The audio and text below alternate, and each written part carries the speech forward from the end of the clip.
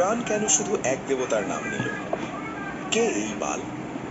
কেন তার নাম ইতিহাসের অন্ধকার থেকে আজও এত আলোচনায়?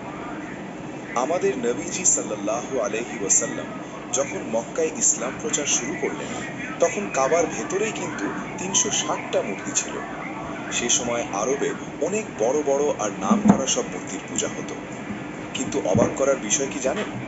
কোরআনে যখন শিরকের কথা বলা হলো, তখন চোখের সামনের এত পরিচিত মূর্তিদের নাম আল্লাহ নির্দিষ্ট করে নিলেন না, বরং হাজার মাইল দূরের আর হাজার বছর আগের একদম অচেনা একটা দেবতার কথা তুলে ধরলেন। কারণটা শুনলে আপনি অবাক হবেন।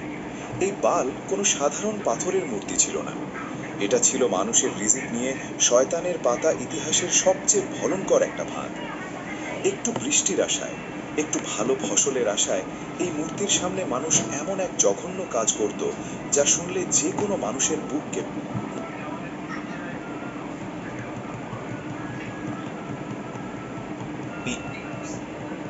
How did it all go wrong?